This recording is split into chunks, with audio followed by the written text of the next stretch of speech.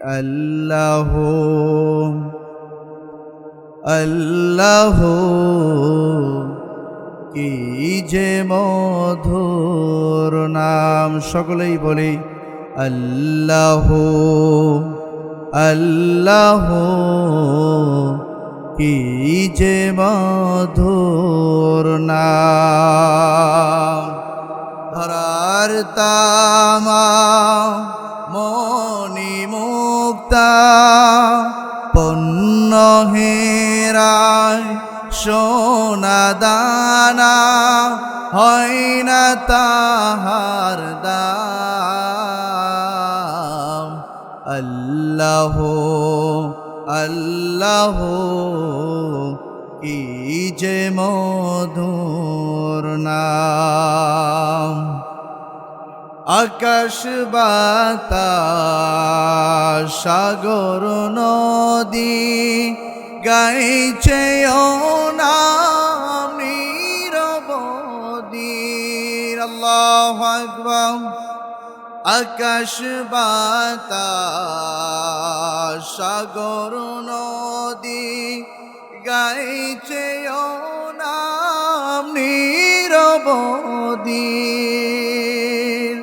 পাখ পাখালি কণ্ঠে শুনি পাখ পাখালি কণ্ঠে শুনি নিত্য অবিরাম। আল্লাহ আল্লাহ কি যে মধুর নাম। রাখলেও না মনের কাবায় ডাকলেও নাম সোহাগ ভরে নিত্য জোয়ার প্রেম সাগরে। ডাকলেও নাম সোহাগ ভরে নিত্য জোয়ার প্রেম সাগরে। রাখলেও না মনের কাবায় রাখলেও না মনের কাবায় নাচে রক্ত ঘাম। আল্লাহ আল্লাহ কি যে মধুর নাম। মুসলমান ভাইরা আমার, আল্লাহ পাক রব্বুল আলামিন কুরআনুল কারীমকে যে দুইটা কারণে নাজিল করলেন, তার মধ্যে থেকে এক নম্বর কারণ হলো আল্লাহ পাক রব্বুল আলামিন সূরা ইব্রাহিমের শুরুতেই বলে দিচ্ছেন আলিফ লাম রা কিতাবুন আনজালনাহু ইলাইকা লিতুখরিজান নাসা মিনাজ যুলুমাতি ইলান নূর।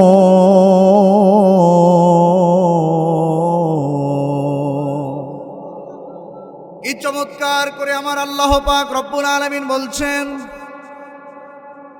কিতাবুন আনজালনাহু ইলাইকা, হে নবী আমি আপনার উপর এই কোরআনকে নাজিল করলাম, এই কিতাবকে নাজিল করলাম লিতুখরিজান নাসা মিনাজ যুলুমাতি ইলান নূর, যাতে করে আপনি মানুষদেরকে অন্ধকার থেকে আলোর দিকে বাহির করে নিয়ে আসতে পারেন। জোরে বলা যাবে কি সুবহানাল্লাহ। তাহলে কোরআন নাজিল হওয়ার যে দুইটা উদ্দেশ্য কারণ, তার মধ্যে থেকে এক নম্বর হলো কিতাবুন আনজালনাহু ইলাইকা লিতুখরিজান নাসা মিনাজ যুলুমাতি ইলান নূর। আল্লাহ পাক রব্বুল আলামিন বিশ্ব নবীকে বলছেন, হে নবী আপনার উপরে এই কোরআনকে নাজিল করা হলো মানুষদেরকে অন্ধকার থেকে আলোর দিকে বাহির করে নিয়ে আসার জন্য। তার মানে হলো কোন মানুষ যদি দুনিয়ার এই যে জাহেলিয়াতের যুগ নিয়ে মানুষের বর্বরতা নিয়ে, যদি ব্রেন্টের অন্ধকার নিয়ে, জীবন আদর্শের অন্ধকার নিয়ে যদি কোরআনের মাহফিলে বসে যায়, আল্লাহ পাকের কথা অনুযায়ী কোরআনের মাহফিল শেষ হতে হতে সে ওই জীবন আদর্শকে আল্লাহর আলোকিত রাস্তার দিকে ফিরায় আসে। তাহলে কোরআন নাজিল হওয়ার এক নম্বর কারণ হলো যে কোনো মানুষ যদি এই কোরআনকে দুনিয়ার ফিতনা ফাসাদ বেরেনে তার অন্ধকার আর অন্ধকার জাহেলিয়াতের যুগ নিয়ে যদি কোনো মানুষ এই কোরআনকে আঁকড়ে ধরে, তাহলে রাতের অন্ধকার থেকে দিনের আলো নয়, কিন্তু তার ব্রেন্টের যেই জীবন আদর্শের অন্ধকার রয়েছে, কোরআন সেই অন্ধকার থেকে আলোর দিকে বাহির করে নিয়ে আসে। সকলেই জোরে বলে সুবহানাল্লাহ। কোরআন নাজিল হওয়ার 2 নম্বর কারণ হলো সূরাতুল আম্বিয়ার 18 নম্বর আয়াতে আল্লাহ পাক রব্বুল আলামিন বলছেন, বাল নাকযিফু ফিল হাক্কি আলাল বাতিল। কোরআনকে নাজিল করেছেন আল্লাহ পাক রব্বুল আলামিন। 2 নম্বর কারণ হলো যে কোরআন এটা হকের পক্ষ নিয়ে বাতিলের ওপর এমন ভাবে কোরআনটা আঘাত করবে। আল্লাহ পাক রব্বুল আলামিনের পরে বলছেন যে বাতিল হকটা বাতিলের ওপর আঘাত করার কারণে বাতিল সে ভেঙ্গে চূর্ণ বিচূর্ণ হয়ে যাবে। সুবহানাল্লাহ।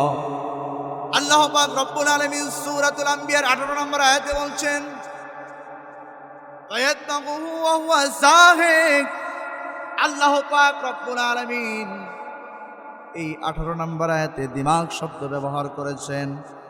দিমাগ বলা হয় মানুষের যেই ব্রেন্টের মগজের যে একদম সূক্ষ্ম জায়গা রয়েছে সেই জায়গায় আঘাত করা। জাহেক শব্দের অর্থ হলো জাহাকুন থেকে,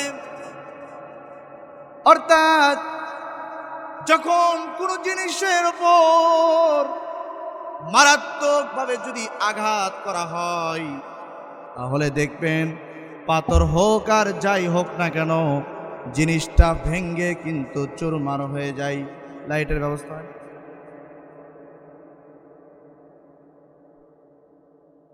প্রিয় মুসলমান ভাইরা আমার, আল্লাহ পাক রব্বুল আলামিন সূরাতুল আম্বিয়ার 18 নম্বর আয়াতে ওই সমস্ত মানুষদেরকে জানায় দিলেন যারা বাতিলের পক্ষ নিয়ে আল্লাহর সাথে দুশমনি করে, আল্লাহর সাথে গাদ্দারি করে।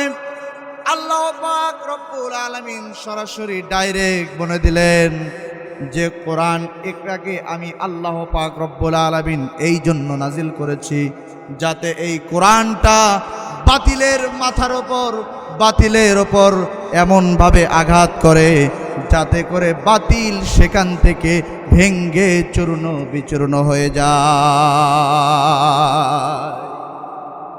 আর মানে যদি কোনো মানুষ শয়তানের বাতলানো দিনকে যদি গ্রহণ করে, যদি শিরকিয়া তার কুফরিকে যদি গ্রহণ করে, বাতিলের যদি পক্ষ নেয়, আর যদি সে কোরআনের সাথে বাহাসে বসে, দেখবেন আল্লাহ পাকের কোরআনের আয়াত অনুযায়ী কোরআনটা তাদের মাথার ব্রেন্টের মগজের ওই সূক্ষ্ম জায়গায় আঘাত করবে, যার দ্বারা বাতিলটা ভেঙ্গে, অন্ধকার ভেঙ্গে চূর্ণ বিচূর্ণ হয়ে যাবে। আর যেই রকমভাবে রাত্রিবেলার শেষে আল্লাহ পাক রব্বুল আলামিন ওনার কুদরতিতে যেই রকমভাবে সূর্য উদিতর মাধ্যমে দিনটা ফটফটা হয়ে ওঠে, দেখবেন ওই বাতিলের দলে গ্রহণকারী মানুষ দেখবেন যখন কোরআন তার উপর আঘাত হানে, সে আস্তে আস্তে আল্লাহর বলে দেওয়া আলোর পথের দিকে চলে আসে। জোরে বলেন সুবহানাল্লাহ। প্রিয় মুসলমান ভাইরা আমার, আল্লাহ পাক রব্বুল আলামিন যে কোরআনকে নাজিল করলেন, কোরআন নাজিল হওয়ার প্রথমত 2টা কারণ জানতে পারলাম। অর্থাৎ যদি কোনো মানুষ অন্যায়কে গ্রহণ করে নেয়, মন্দকে যদি গ্রহণ করে নেয়, অসত্যকে যদি গ্রহণ করে নেয়, আল্লাহ পাকের এই কোরআন ন্যায়টা অন্যায়ের ওপর এমনভাবে আঘাত করবে, সত্যটা অসত্যের ওপর এমনভাবে আঘাত করবে, মিথ্যাটা সত্যটা মিথ্যার ওপর এমনভাবে আঘাত করবে, ভালোটা কোরআন হয়ে মন্দর ওপর এমনভাবে আঘাত করবে, যাতে করে সমস্ত সমাজ থেকে অন্যায়, অসত্য আর মিথ্যাবাদী সমস্ত মন্দ কাজ যেন সমাজ থেকে বিলুপ্ত হয়ে যেতে পারে। এই জন্য আমার আল্লাহ পাক রব্বুল আলামিন 1400 বছর আগে এই কোরআনকে নাজিল করেছে। যেই যুগে কোরআন নাজিল হয়েছিল আইয়ামে জাহিলিয়াতের যুগ, আল্লাহ পাক রব্বুল আলামিন কোরআনকে নাজিল করে আইয়ামে জাহিলিয়াতের মানুষদেরকে আল্লাহ পাক রব্বুল আলামিন আইয়ামে সাহাবিয়াতে রূপান্তরিত করার জন্য কোরআনটা নাজিল করলেন। যেই যুগে নারীর সন্তান হলে মাটিতে পুঁতে ফেলে তাকে হত্যা করে ফেলা হতো, মানুষ একে অপরের ভোগ, নারীরা মানুষের ভোগার্ত বিষয় হয়ে গিয়েছিল। ওই সময় রাসূলুল্লাহ সাল্লাল্লাহু আলাইহি ওয়াসাল্লাম সারা বিশ্ব জাহানের মানুষদেরকে আলোর পথে আনার জন্য আল্লাহ পাক রব্বুল আলামিন আব্দুল্লাহর মাধ্যমে মা আমিনার গর্ভে নবী মুহাম্মদকে প্রেরণ করলেন। রাসূলুল্লাহ সাল্লাল্লাহু আলাইহি ওয়াসাল্লাম ওনার উপর যখন নবুয়ত নাযিল হলো,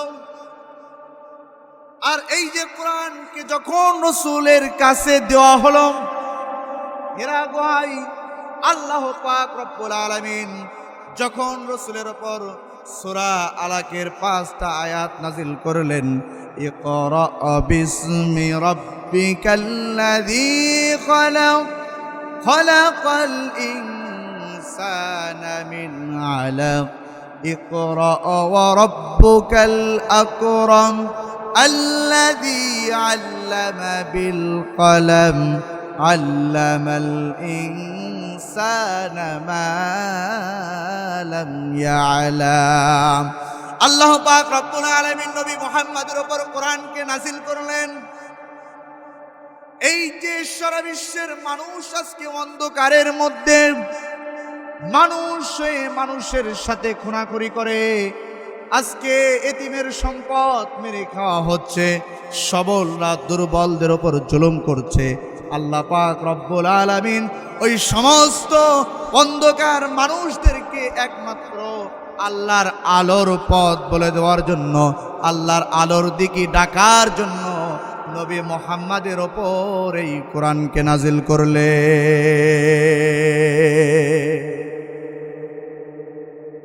রাসূলুল্লাহ সাল্লাল্লাহু আলাইহি ওয়াসাল্লামকে সংবাদ দিলেন,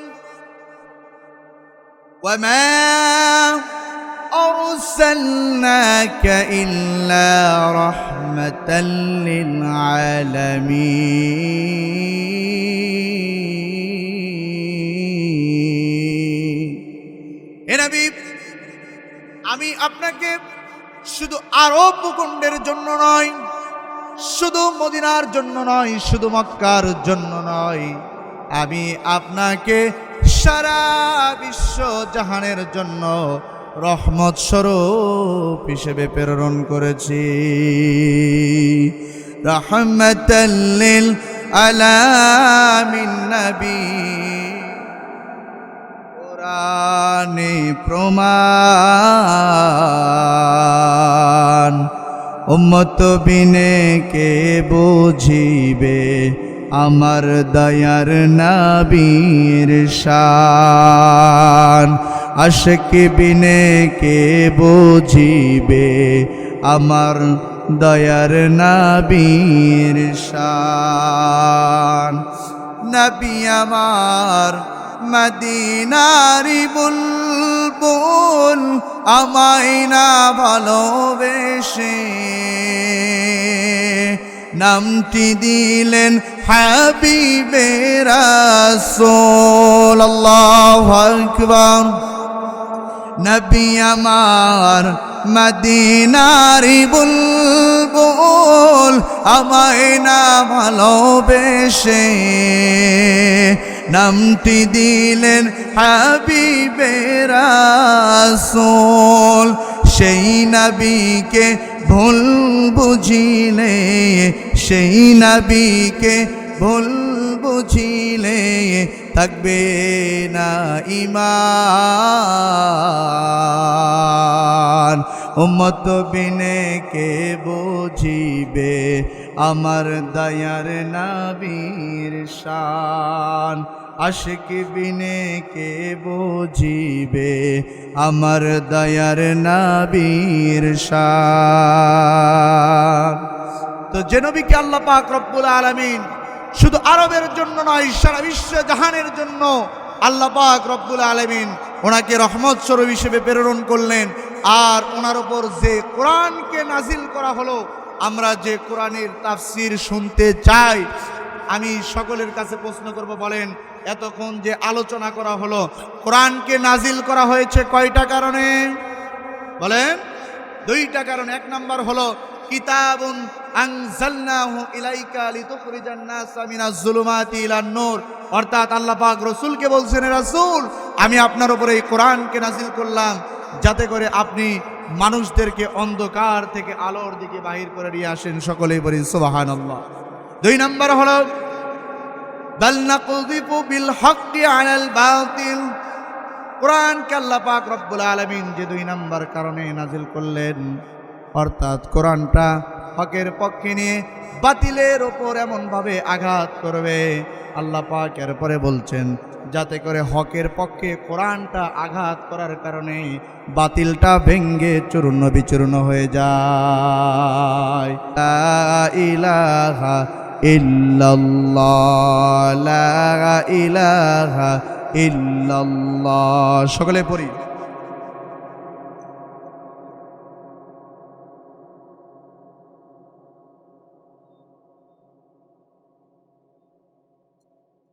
লা ইলাহা ইল্লাল্লাহ, লা ইলাহা ইল্লাল্লাহ, লা ইলাহা ইল্লাল্লাহ মুহাম্মাদুর রাসূলুল্লাহ সাল্লাল্লাহু আলাইহি ওয়াসাল্লাম।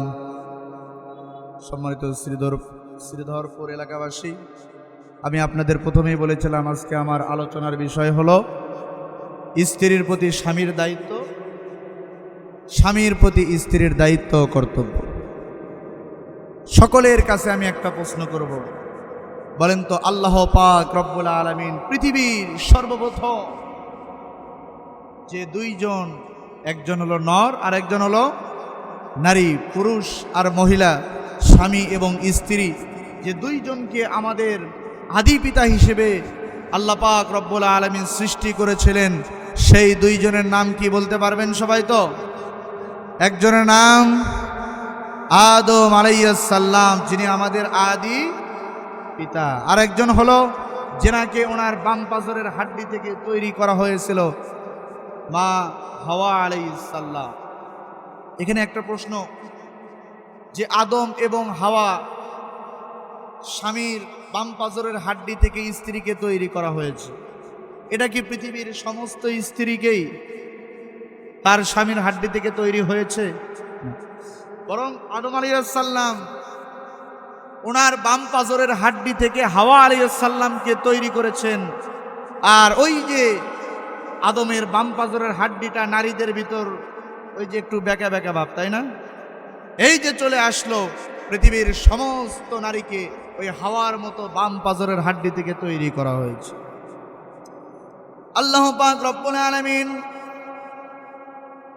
আদম আর হাওয়াকে তৈরি করার পরে আল্লাহ পাক রব্বুল আলামিন তাদেরকে বলছেন, ওয়াকুলনা ইয়া আদম উসকুন আনতা ওয়া যাওজুকাল জান্নাহ ওয়াকুলা মিনহা রাগাদান হাইসু শি'তুমা ولا تقربا هذه الشجرة فتكونا من الظالمين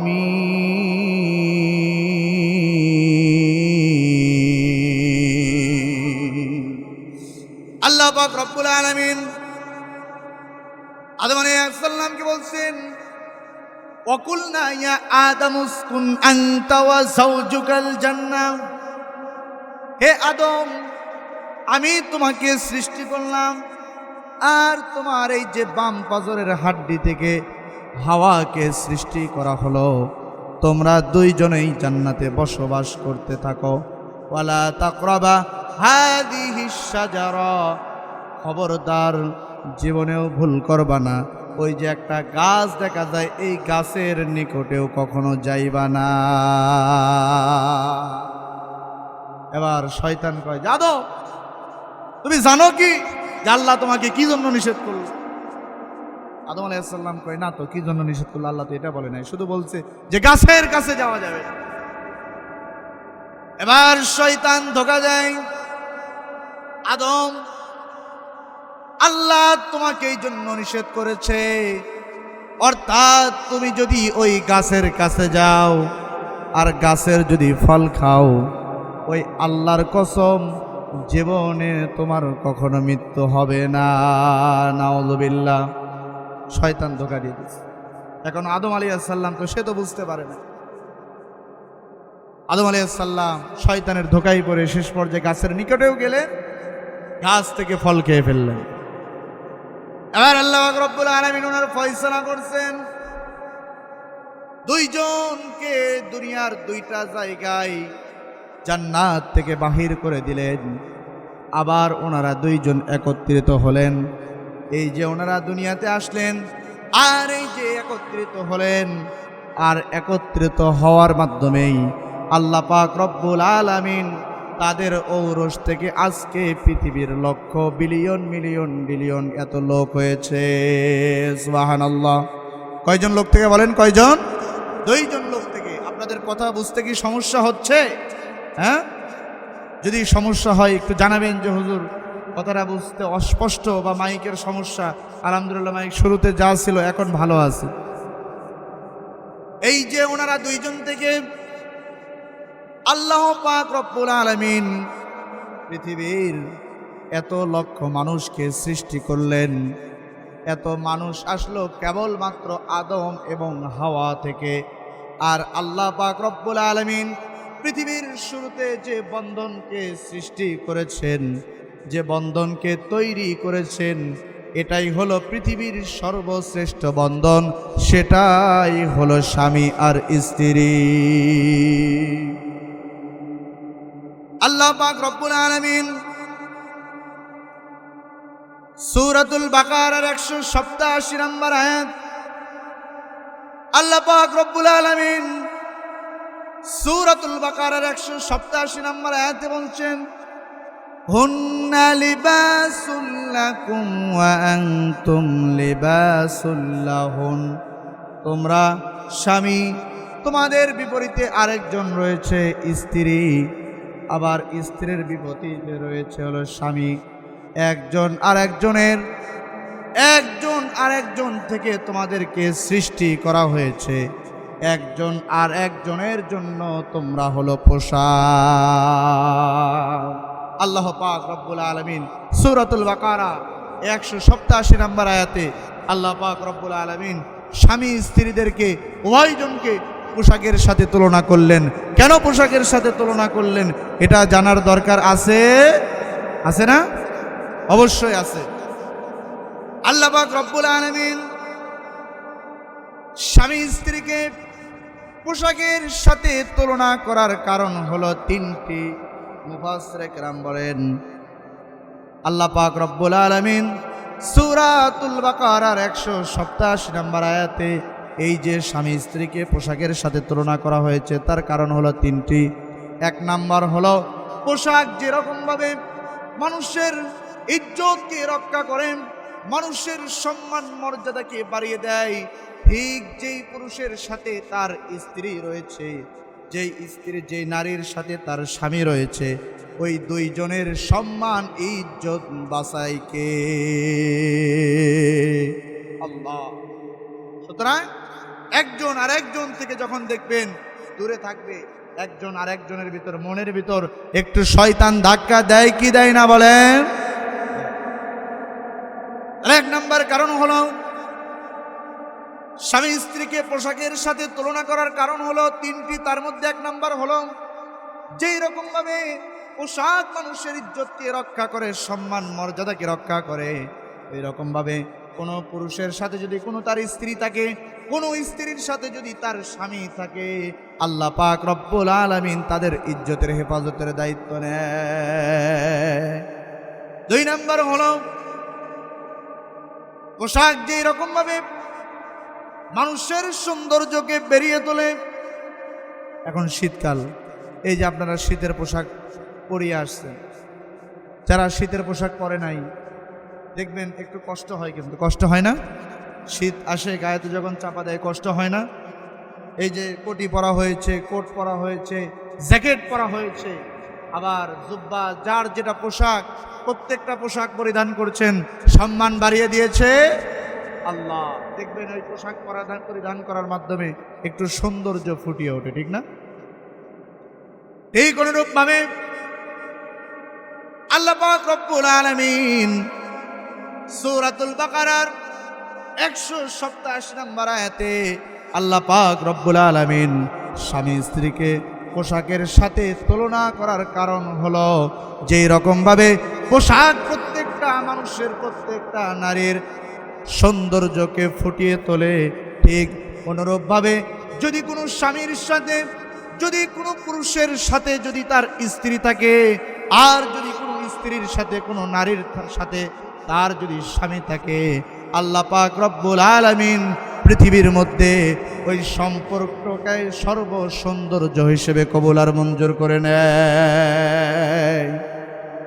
3 নম্বর কারণ হলো আল্লাহ পাক রব্বুল আলামিন এই যে স্বামী স্ত্রীকে পোশাকের সাথে তুলনা করলেন, পোশাক যেই রকম ভাবে মানুষকে আরাম দেয়, শান্তি দেয়, ঠিক অনুরূপ ভাবে কোনো পুরুষের যদি কোনো তার স্ত্রী থাকে আর কোনো নারীর যদি স্বামী থাকে, তাহলে স্বামী এবং স্ত্রীর মাধ্যমে আল্লাহ পাক রব্বুল আলামিন পৃথিবীর সর্বশ্রেষ্ঠ নিয়ামত শান্তি আরামের ব্যবস্থা করে দিয়েছেন দুইজনের মাধ্যমে। এই জন্য মুফাসসিরে কেরাম বলেন যে স্বামী স্ত্রীকে পোশাকের সাথে এই 3টা কারণে আল্লাহ পাক রব্বুল আলামিন তুলনা করেছেন। এরপর আল্লাহ পাক রব্বুল আলামিন একজন স্বামী হিসেবে স্ত্রীর উপর একজন স্বামীকে দায়িত্ব দিয়েছে কি দিয়ে নাই? আল্লাহ পাক রব্বুল আলামিন কোরআনুল কারীমের মাধ্যমে একজন স্বামীর উপর কোরআন হাদিসের আলোকে আল্লাহ পাক রব্বুল আলামিন 4টা বিষয় ফরজ করে দিয়েছেন। জোরে বলেন কয়টা? জোরে বলেন কয়টা? এই চমৎকার করে আবার আল্লাহ পাক রব্বুল আলামিন বলছেন সূরাতুন নিসার 4 নম্বর আয়াত, ওয়া আতুন নিসা সাদকাতিহিন্না নিহলা। আল্লাহ পাক রব্বুল আলামিন বলছেন এই যে 4টি কারণ, তার মধ্যে থেকে 1 নাম্বার কারণ হলো তোমরা পুরুষরা তোমরা বিবাহের ক্ষেত্রে নারীদের জন্য যে মহারানা ধার্য করেছো, সাথে সাথে তোমরা সেই মহারানাকে পরিশোধ করে দাও। যদি সম্ভব না হয় তাহলে যত দ্রুত সম্ভব মহারানাকে পরিশোধ করে দাও। হাদিসে রয়েছে রাসূলুল্লাহ সাল্লাল্লাহু আলাইহি ওয়াসাল্লাম বলেন যে স্বামী তার স্ত্রীর উপর ধার্য করা মহারণা পরিশোধ না করেন, কাল কঠিন কিয়ামতের ময়দানে মুসিবতের সময় যখন মানুষ চিৎকার করে দৌড়াদৌড়ি করতে থাকবে, ইয়া নাফসি বলে চিৎকার করতে থাকবে, মানুষের মাথার আধা হাত উপরে সূর্যটাকে নিয়ে এসে দেওয়া হবে। সূর্যের তাপে সেদিন জমিনটা হয়ে যাবে তামাম।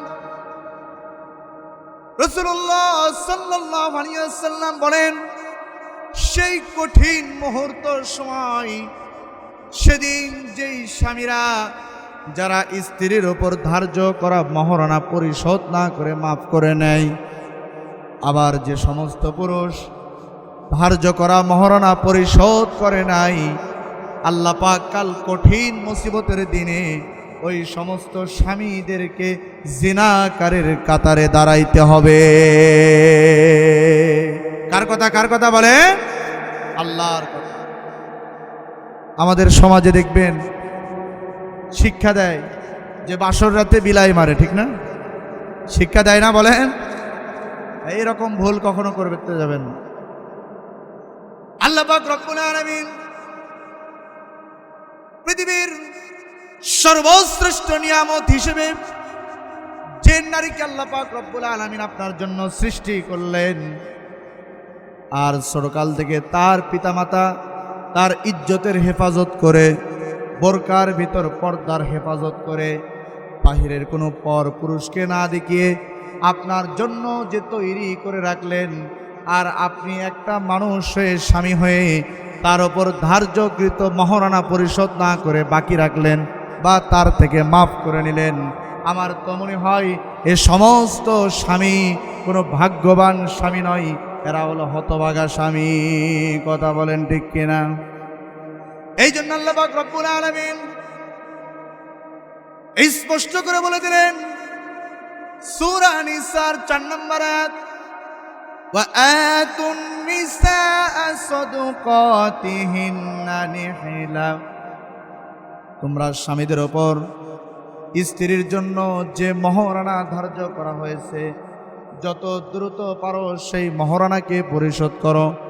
দেখবেন আমাদের সমাজে এক শ্রেণীর যুবক ভাই রয়েছে, তার বাবা মা এমন মন মানসিকতা নিয়ে আছে যে মহারণা দিয়েছে 3 লাখ আর যৌতুকের দাবি করে 5-6 লাখ। এরকম আছে কি না? আছে না? মহারণা দেওয়ার কোনো খবর নাই। আবার দেখবেন যে 6 লাখ 5 লাখ 10 লাখ যৌতুক চেয়ে মহারণা পরিশোধ করতে গিয়ে লেখে 1.5 লক্ষ টাকা নগদ, 1.5 লক্ষ টাকা বাকি। লাগে না? আফসোস, এরকম ভুল কখনো করবেন। বর্তমান সমাজের এটা ডিজিটাল সমাজ হয়ে গিয়েছে। কোন নারীর বাবা যখন তার মেয়েকে বিবাহ দেওয়ার উপযুক্ত সময় চলে আসে, এখন তো জামাইদের কপাল খুবই ভালো, মেয়েকে বিয়ে দেওয়ার আগে শ্বশুর নিয়ত করে থাকে যে একদম জামাই নেব আর জামাইকে মোটরসাইকেল দেব। বলেন দেয় কি দেয় না? দেয়। প্রত্যেকটা আজকে সমাজের একটা নীতি হয়ে গিয়েছে। এটা মানুষ বাধ্যতামূলক মনে করেই করছে। গরিব হলে একটু কম, বড় লোক হলে একটু বেশি। বলেন। তো যে নারীর উপর, যে মেয়ের বাবা এই নিয়ত আগে থেকেই করে রাখলো যে আমার সন্তানকে যখন বিবাহ দেব, ঘরের যাই জিনিস ফার্নিচার তো এমনিতেই দেব, সাথে জামাই আর বিটি আমার বাড়িতে আসার জন্য একটা মোটর সাইকেল দেব। বলেন তো ওই শ্বশুরের ওপর, ওই মেয়ের বাবার ওপর পুরো জামাই যদি জুলুম করে ফেলে, অর্থাৎ মহারণা যদি 3 লাখ দিয়ে যদি যৌতুক চাই 6 লাখ, তাহলে সকলের কাছে ফতোয়া চাই, মাসআলার ফতোয়া চাই। বলেন তো এটা হালাল হবে কি হারাম হবে? ডাইরেক্ট হারাম। কি হারাম? ডাইরেক্ট হারাম। এটাকে হালাল বলার কোনো প্রশ্নই আসে? হ্যাঁ, মেয়ের বাপেরা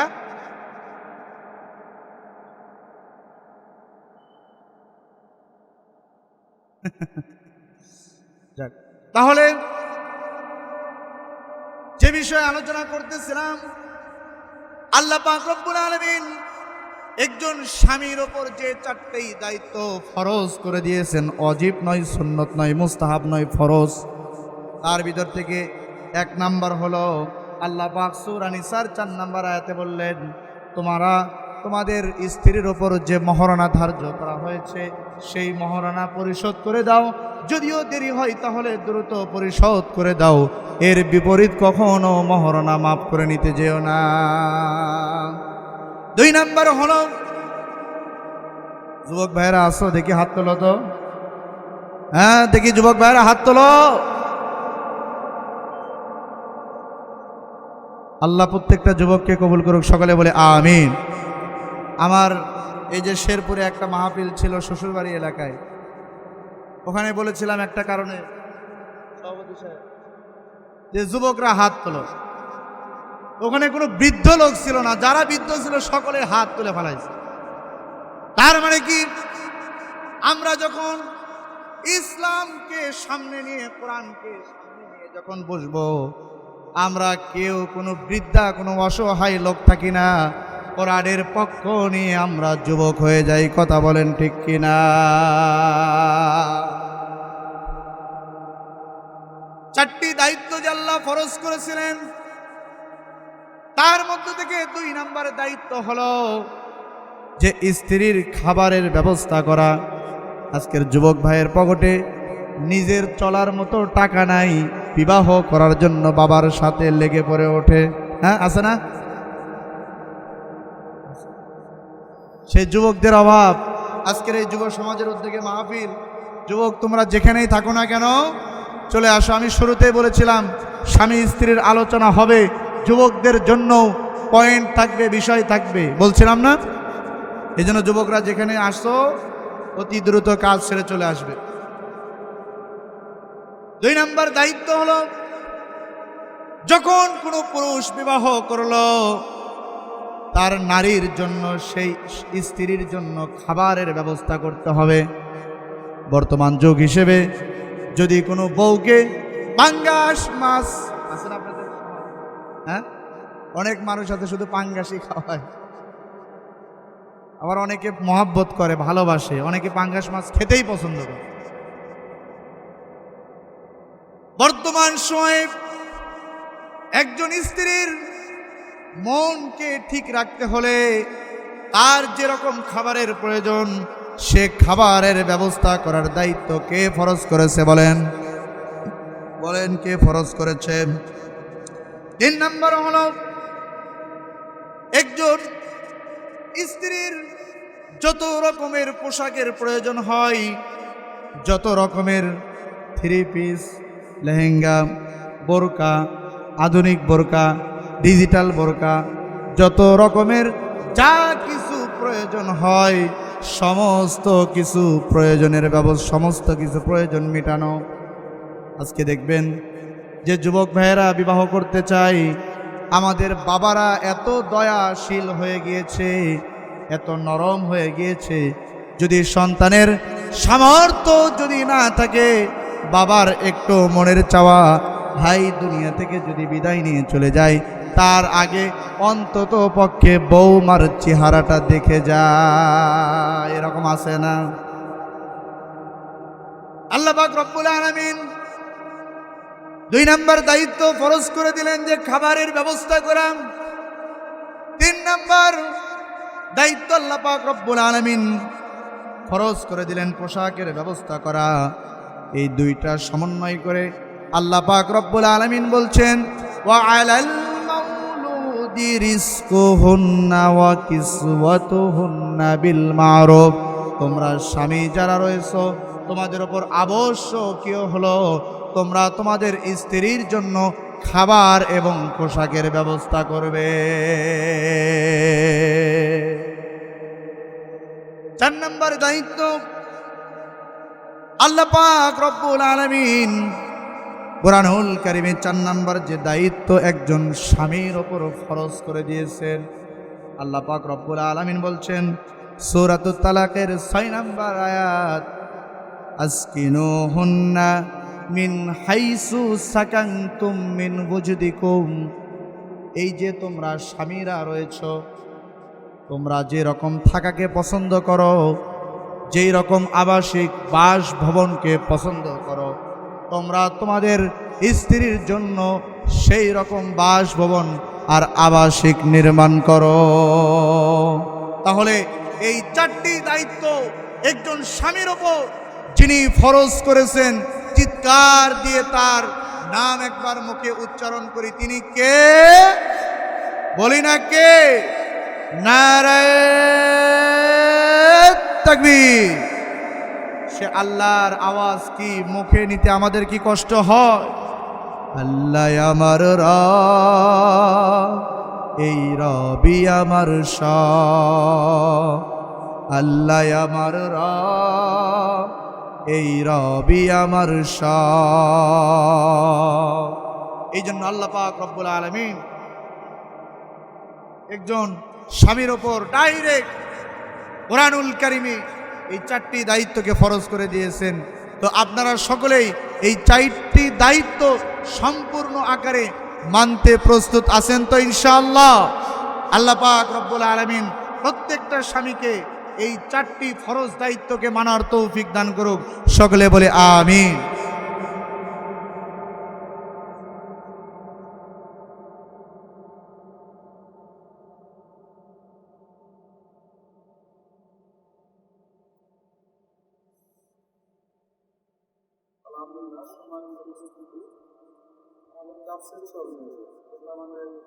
ইলাহা ইল্লাল্লাহ, লা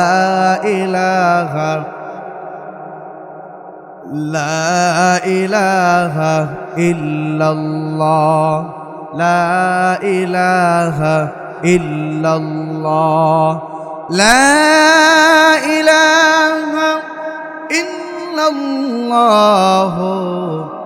মুহাম্মাদুর রাসূলুল্লাহ। কি আপনাদের আলোচনা ভালো লাগছে তো? হ্যাঁ, শেষ পর্যন্ত থাকবেন তো ইনশাআল্লাহ? যারা এখনো বাহিরে আছি অতি দ্রুত ইনশাআল্লাহ প্রধান মেহমান মঞ্চে আসার আগেই আমরা সমস্ত জরুরতকে শেষ করে মঞ্চে এসে বসে যাব ইনশাআল্লাহ। হুজুর আসবে, সুস্থতার সহিত আসার তৌফিক দান করুক। যে কথা বলতেছিলাম, আল্লাহ পাক রব্বুল আলামিন ডাইরেক্ট কোরআনুল কারিমে একজন স্বামীর ওপর যে চারটি দায়িত্ব ফরজ করে দিলেন, সেই চারটি দায়িত্ব অবশ্যই মানতে হবে। এতে কোনো না মানার প্রশ্নই আসে না। কোনো মানুষ যদি ফরজ নামাজ ছুটে দেয় তাহলে তার জন্য জাহান্নামের শাস্তি নির্ধারণ করা রয়েছে। শুধু নামাজেই ক্ষান্ত নয়, ইসলামের প্রত্যেকটা বিষয়, ইসলামের শাসন, ইসলামের কাজকর্ম যেখানেই হবে শুধু নামাজেই ক্ষান্ত নয়। যেই রকমভাবে আল্লাহ পাক রব্বুল আলামিন ইসলামের 5টি বিষয় ফরজ করে দিয়েছেন, ওই রকমভাবে ইসলামের সংসদ, কোরআনের সংসদকে ফরজ করে দিয়েছেন। সুতরাং কোনো মানুষ যদি 5 ওয়াক্ত নামাজ পড়ে আর হাতে তাসবিহ নিয়ে যদি কানিতে বলতে থাকে আল্লাহ আল্লাহ, তাহলে কিন্তু হবে না। হবে? আল্লাহ পাক রব্বুল আলামিন বাহ্যিক সমাজকে ওই যে শুরুতে বলেছিলাম কিতাবুন আনজালনাহু ইলাইকা, আল্লাহ পাক যে কোরআনকে নাজিল করেছেন অন্ধকার থেকে আলোর দিকে আনার জন্য। সুতরাং শুধু মানুষ নামাজ পড়ে ক্ষান্ত হলেই চলবে না। সমাজের যত রকমের অন্ধকার রয়েছে সমস্ত অন্ধকার থেকে আলোর দিকে বাহির হয়ে আসতে হবে। এরপর রাসূলুল্লাহ সাল্লাল্লাহু আলাইহি ওয়াসাল্লাম একজন স্বামীর ওপর কয়েকটা দায়িত্ব ওয়াজিব করে দিয়েছেন। তার মধ্যে 1 নাম্বার হলো স্ত্রীকে বেশি বেশি ভালোবাসা।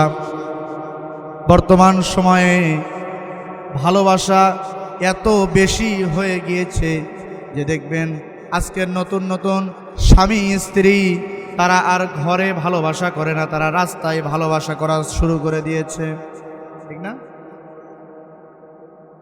আগেকার সমাজে এই কথা অনেকজনের কাছ থেকে শুনেছি যে স্বামী এবং স্ত্রী একসাথে আগে বাপ মায়ের সামনে গল্প করাকেই শরমের বড় অপরাধ বলে মনে করত, ঠিক না? আবার পরিবারের কোনো বড় মানুষের সামনে একজন আরেকজনের সাথে হাসি তো দূরের কথা, কথা বলাকে ঘৃণা মনে করত।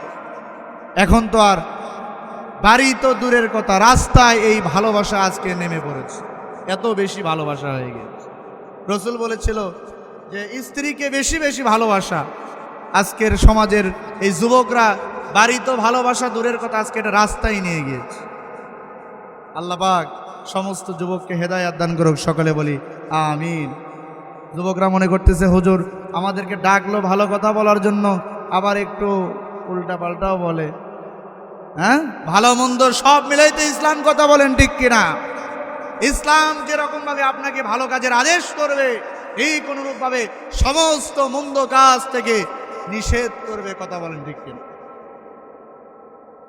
রাসূলুল্লাহ সাল্লাল্লাহু আলাইহি ওয়াসাল্লাম আম্মা জান আয়েশা রাদিয়াল্লাহু তাআলা আনহাকে এত বেশি ভালোবাসতেন, সকালবেলা ওনারা হাঁটা চলাফেরা করতে যাইতেন, একজন আরেকজনের সাথে দৌড়াদৌড়ি প্রতিযোগিতা করতেন। আবার রাসূলুল্লাহ সাল্লাল্লাহু আলাইহি ওয়াসাল্লাম যদি কোনো ঘাসে যদি একটা ফুল দেখতেন, সেই ফুলটা তুলে আম্মা জান আয়েশা সিদ্দিকা রাদিয়াল্লাহু তাআলা আনহাকে উপহার দিতেন। সুবহানাল্লাহ। ভালোবাসা হতে হবে সেটা একমাত্র রসুলের তরিকায়, রসুলের জীবন আদর্শ নিয়ে। দুনিয়ার কোনো ফিতনা ফাসাদ টিকটকার আর ইহুদি খ্রিস্টানদের কৃষ্টি কালচার গ্রহণ করে ভালোবাসা যাবে। 2 নাম্বার হলো স্ত্রীর সাথে সালামের প্রতিযোগিতা করা। আম্মা জান আয়েশা রাদিয়াল্লাহু তাআলা আনহা বলেন, এই যে আমি রসুলের সাথে এত জীবন যাবৎ সংসার করলাম, আমি চেষ্টা করেছি সব সময় দরজার সাথে হেলান দিয়ে যখন রসুল আমার ঘরে আসার সময় হইতো, আমি আয়েশা ঘরের কিনারায় দরজার কিনারায় যে বসে থাকতাম, যে রসুল কখন আসে আমি আজকে তাকে আগে সালাম দেব। কিন্তু আম্মা জান আয়েশা রাদিয়াল্লাহু তাআলা আনহা বলেন, আল্লাহর কসম করে বলি, যে রসুলের, যে মুহাম্মাদের অপেক্ষায় আমি জীবনের এতটি বছর কাটায় দিলাম, যে একবার হলেও মুহাম্মদ আমার স্বামীকে একটু আগে আগে সালাম দেব। আম্মা জান আয়েশা মুখ খোলার আগেই আমার নবী, আপনার নবী, আখেরি পয়গম্বর জনাবে মুহাম্মদুর রাসূলুল্লাহ আম্মা জান আয়েশাকে আগে আগে সালাম দিতে। কি চমৎকার ভালোবাসা! উনি বলছেন যে আমি এতদিন যাবৎ সংসার করলাম, একদিনও পারি নাই, সম্ভব হয় নাই যে রসুলকে আমি একটু আগে সালাম দেব। 3 নাম্বার হলো একজন স্বামীর জন্য যে রসুলের জীবন থেকে, জীবন আদর্শ থেকে যেটা শিক্ষা হলো, যে স্ত্রীর কাজে সহযোগিতা করা। এবার তো কাম হয়েছে, হ্যাঁ? অনেকের সমাজের এটা মানুষ পছন্দই করে না, যে স্ত্রীর কাজে যদি একটু সহযোগিতা করে, মনে করে হ্যাঁ আমি কেন করব এটা। আবার দেখবেন বাহির থেকে অনেকে ভিতরে আসে, তার স্ত্রীর উপর দাপট নেয়, হ্যাঁ এটা এখনো কমপ্লিট হয় নাই। অথচ রসুলের এটা জীবন আদর্শ মানে নিতে পারলো না, যে আমার ওয়াইফ, আমার স্ত্রী কাজটা করছে, আমি ওনার সাথে একটু ধরে যদি আগিয়েও দিই, রসুলের সুন্নাত মানা হিসেবে সওয়াবের খাতায় সওয়াব লিখবে কে? এই জন্য রাসূলুল্লাহ সাল্লাল্লাহু আলাইহি ওয়াসাল্লাম বলেন, স্ত্রীর কাজে সহযোগিতা করা। 4 নাম্বার হলো স্ত্রী যদি কোনো কাজ করতে চায়, আর যদি সেটা ইসলাম সমর্থক দেয়, ইসলামে যদি সেটা জায়েজ থাকে, একজন স্বামীর জন্য কর্তব্য হলো স্ত্রীকে সেই কাজের প্রতি আহ্বান করা। 5 নাম্বার দায়িত্ব হলো আপনার বাড়িয়ালি, আপনার স্ত্রী, ওয়াইফ, যেই রকম মানুষই হোক না কেন, যেই রকমই তার হাতের রান্না হোক না কেন, তাকে সবসময় গালিগালাজ না দিয়ে প্রশংসা করতে বলেছেন রাসূলুল্লাহ। রাসূলুল্লাহ সাল্লাল্লাহু আলাইহি ওয়াসাল্লাম বলেন, তোমরা স্ত্রীর সাথে কঠোর করা ভাষায় কথা বলিও না, তোমরা তাদের প্রশংসা করো, প্রত্যেকটা কাজের প্রশংসা করো। আমাদের সমাজে এক শ্রেণীর মানুষ দেখবেন, আমাদের সমাজে এক শ্রেণীর মানুষ দেখবেন বাহির থেকে কাজ করে আসে, যদি স্ত্রীকে গোছালো অবস্থা না পাই, আগেকার কথা তো ভিন্ন কথা, শুনেছি, দেখা তো নাই, আগেকার মানুষ নাকি ওনার স্ত্রীদের ওপর ওই যে গরু পিটানো লাঠি ছিল না, এরকম ইতিহাস শুনেছেন কি শোনেন নাই? এরকম কোনো মানুষ করা দিলের মানুষ এখানে আছে? হ্যাঁ আছে। আল্লাহ পাক সবাইকে বোঝার তৌফিক দান করে বলে আমিন। রাসূলুল্লাহ সাল্লাল্লাহু আলাইহি ওয়াসাল্লাম বলেছেন যে যদি তাদের কাজের যদি কোনো ভুল ত্রুটি হয়ে থাকে, রান্নায় যদি একটু লবণ বেশি হয়ে যায়, মরিচ যদি একটু ঝাল বেশি হয়ে যায়, তাহলে গালিগালাজ করো না, কেননা তারা যখন খাবে অবশ্যই বুঝতে পারবে লবণটা আজকে একটু বেশি হয়েছিল, কিন্তু আমার স্বামী আমাকে কিছু বলে নাই। আর যদি উল্টে তাদেরকে কিছু বলতে যান, শয়তান মাঝখানে এসে ফিতনা তৈরি করে দেবে, একজন আর একজনের সাথে ক্যাসাল বাজায় দেবে। এর আগে এই ওয়াজ একজন মানুষ এই ওয়াজ শুনে যায় বাড়িতে খাইতে বসছে। এখন খাইতে বসে হুজুর তো ওয়াজ করছে যে রান্নার প্রশংসা করতে হবে। এখন যত রকমের প্রশংসা আছে, যে পৃথিবীর এই রকম রান্না আর কেউ রান্না করতে পারে না, এত স্বাদের রান্না। এখন বউ একটু রাগ ভাবকে, আরে প্রশংসা করতেছি, হুজুরের কাছ থেকে ওয়াজ শুনে আসলাম আর প্রশংসা করছি, আমার বউ রাগ করে কেন? তো পরে দেখে যে তার স্ত্রী ওয়াইফ একটা হাতে লাঠি নিয়ে এসে দাঁড়ায় গেছে, যে এতদিন রান্না করে খাওয়াইলাম আর প্রশংসা করার খবর নাই, আজকে পাশের বাড়ির ভাবি তরকারি দিয়ে গেছে আর প্রশংসা শুরু করে দিচ্ছে। হ্যাঁ, এরকম ঘটনা ঘটে কি ঘটে না বলে? এই জন্য জায়গা বুঝে প্রশংসা করবেন, বে জায়গায় প্রশংসা করা যাবে না। এরপর রাসূলুল্লাহ সাল্লাল্লাহু আলাইহি ওয়াসাল্লাম বলেন, স্ত্রীকে দিন শেখানো, যদি তার মধ্যে নামাজের যদি শিক্ষা না থাকে, কোরআনের যদি শিক্ষা না থাকে, ইসলামের যদি শিক্ষা না থাকে, পর্দার যদি শিক্ষা না থাকে, তাহলে স্বামী হিসেবে আপনার উপর যে দায়িত্ব রাসূল ওয়াজিব করেছেন সেটা হলো স্ত্রীকে দিন শেখানো। আজকে স্ত্রীকে তো দিন শেখানো দূরের কথা, দেখবেন যখন কোন পুরুষের, কোন যুবকের স্ত্রী যদি আজকে একটু পর্দা করতে শুরু করে, যদি নামাজ পড়তে শুরু করে, শয়তান বলে দেখ বেডি করে কি, সব সময় ঢেকে থাকে, নামাজ পড়ে তোকে তো আর সময় দেয় না, এরকম বলে কি বলে না? দেখবেন আমাদের সমাজে এক শ্রেণীর মানুষ রয়েছে, তারা তাদের বউকে ঘরের ভিতর নয়, বাহিরে মানুষদেরকে দেখানোর জন্য যত রকমের দামি কাপড় হোক না কেন, সেই দামি কাপড় পরিধান করে মোটর সাইকেলের পিছনে উঠাইয়া নিয়ে যায়। রাসূলুল্লাহ সাল্লাল্লাহু আলাইহি ওয়াসাল্লাম বললেন, হারামাল্লাহু আলাইহিমুল জান্নাতা সালাসাতুন, মুদমিনুল খাম, এক নাম্বার হলো আল্লাহ পাক রব্বুল আলামিন, রাসূলুল্লাহ সাল্লাল্লাহু আলাইহি ওয়াসাল্লাম বলছেন, আল্লাহ পাক রব্বুল আলামিন 3 শ্রেণীর লোকের ওপর জান্নাতকে হারাম করেছেন। কয় শ্রেণীর লোক বলেন? কয় শ্রেণীর? 3 শ্রেণীর লোকের ওপর আল্লাহ পাক রব্বুল আলামিন জান্নাতকে হারাম করলেন। তার মধ্যে 1 নাম্বার হলো মুদমিনুল খাম, যারা নেশা করে মদ পান করে। বলেন তো, যারা নেশা করে মদ পান করে তারা কি আসলেই ভালো না পাগল?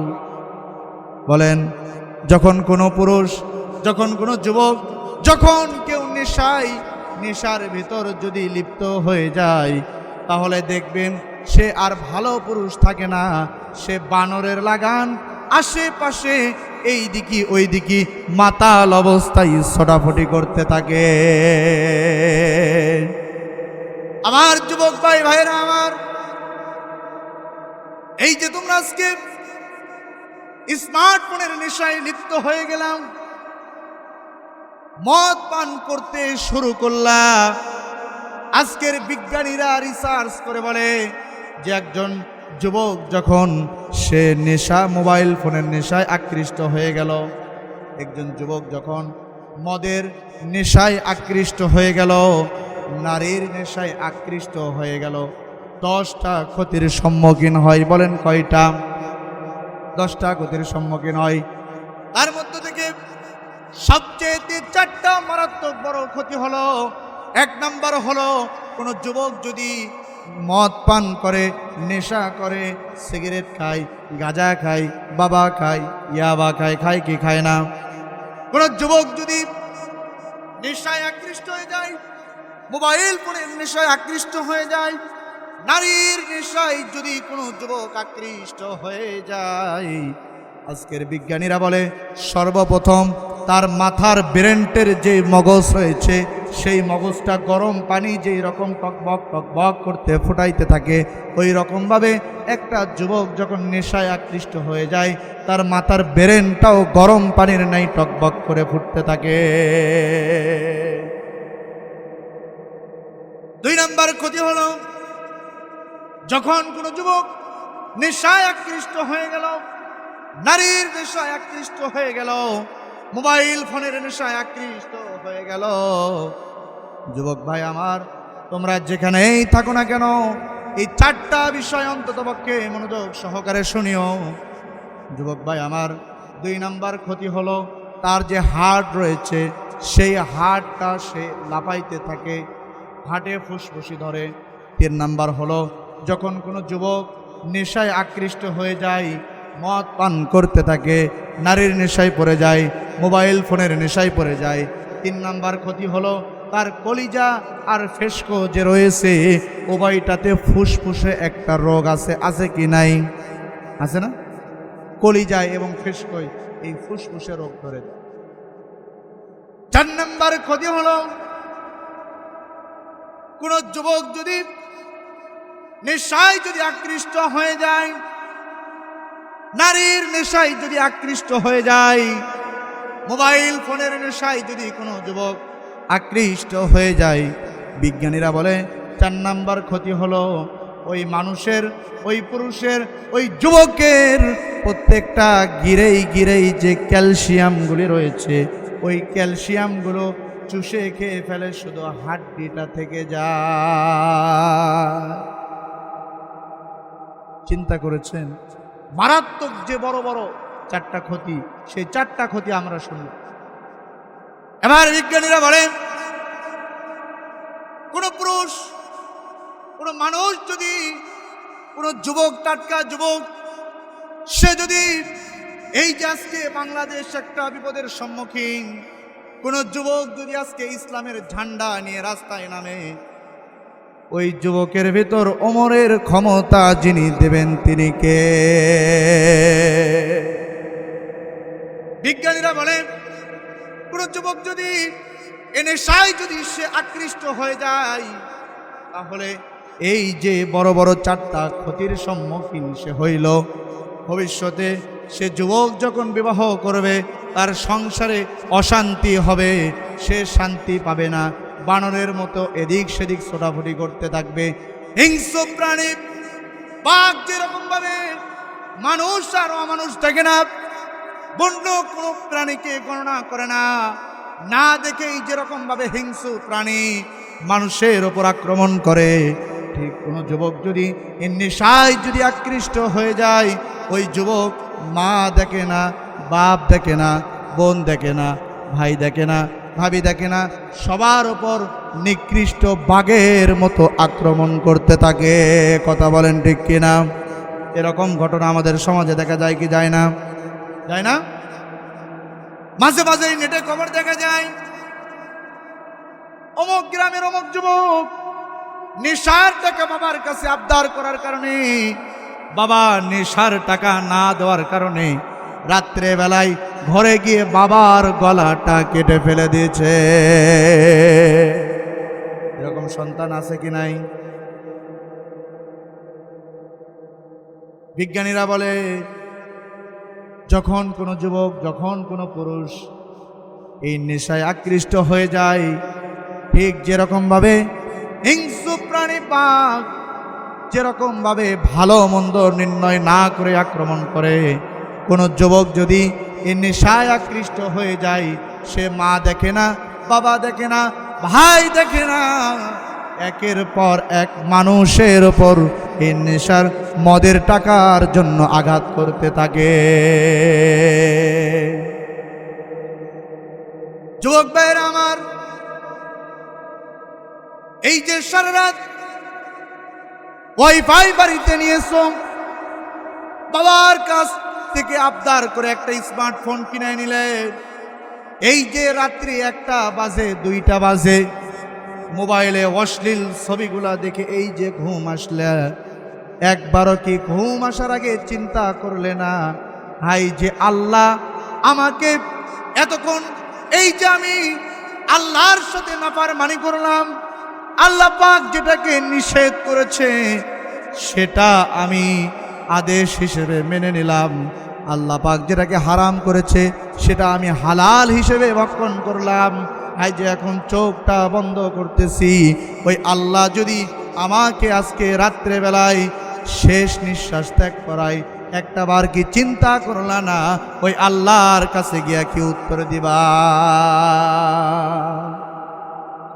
কোন যুবক যদি এটা চিন্তা করে, দরজা জানলা লাগাইয়া দিলাম, বাহির থেকে বাতাস আসার মতো কোনো অপশন নাই, কোনো জায়গা নাই, কোনো মানুষ দেখারও জায়গা নাই, এত কিছু সচেতন হওয়ার পরে যে যুবকটা গুনায় লিপ্ত হয়ে গেল, সকলের কাছে একটু আমি শুনতে চাই, পৃথিবীর যদি কেউ দেখতে না পারে, যিনি দেখেন তিনি কে? এ যুবক, একবার কি চিন্তা করলো না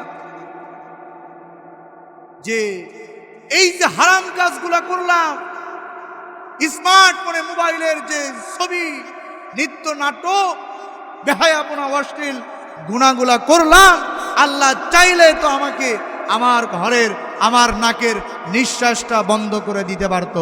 ও যুবক, কই আল্লাহ তো তোমাকে তোমার নাকের নিঃশ্বাস, ঘরের হাওয়াকে বন্ধ করে দিল। চিন্তা করার দরকার আছে কি নাই বলে? প্রিয় যুবক ভাই আমার, যতদূর পর্যন্ত এই মাইকের আওয়াজ যাচ্ছে, একটাবার একটু চিন্তা করবে যে আল্লাহর নিষেধকৃত বিধানগুলো আজকে মানলাম, তারপরে আল্লাহ পাক এত দয়াশীল যে আমার নিঃশ্বাসকে বন্ধ করে দেয় নাই, আমার ঘরের হাওয়াকে বন্ধ করে দেয় নাই। সুতরাং ওই আল্লাহর ইবাদত, বন্দেগী এবং সমস্ত গুনার ছাড়ার দরকার আছে কি নাই বলে? এরপর দেখবেন কিছু যুবক ভাই আছে, একটু বয়স হয়েছে, কলেজে গেছে, তো বিয়ের জন্য প্রস্তুতি, মেয়ে দেখা শুরু করেছে, আছে কি নাই বলে? বিজ্ঞানীরা বলে যখন একটা যুবকের মাথার মগজে যখন পড়ালেখার মাঝখানে এই বিষয়টা ঢুকে যায়, হাই অমুককে দেখে আমাকে ভালো লাগে, বিজ্ঞানীরা বলে এরকম যখন কোনো ভাব কোনো যুবকের যদি শুরু হয়ে যায়, দুনিয়ার তার সমস্ত বিষয় মনে হবে এটা ভালো, এটা খারাপ, এটা ভালো, এটা খারাপ, অর্থাৎ সে পাগলের মতো কোনটা করবে কিছুই বুঝতে পারবে না। মা বাবা বলবে বাবা খাও, সে না খেয়ে রাতের বেলায় তার ওই যে একজন গার্লফ্রেন্ড রয়েছে তার সাথে কথা বলে সময় পার করে দেয়, দেয় কি দেয় না? বিজ্ঞানীরা বলে কোন যুবক, কোন পুরুষ যখন এই নারীর নেশায় লিপ্ত হয়ে গেল, রাসূলুল্লাহ সাল্লাল্লাহু আলাইহি ওয়াসাল্লাম বললেন আন-নিসাউ হাবাইলুশ শাইতান, নারীরা হলো শয়তানের জাল। যখন কোনো মুসলিম, যখন কোনো পুরুষ, যখন কোনো যুবক এই নারীর শয়তানির জালে যদি আটকা পড়ে যায়, ওই যুবককে বাঁচানোর মতো আর কোনো পথ থাকবে না। এই জন্য আমি আলোচনা করতেছিলাম, একটা চলে গেছে, আর একটা বোঝানোর জন্য।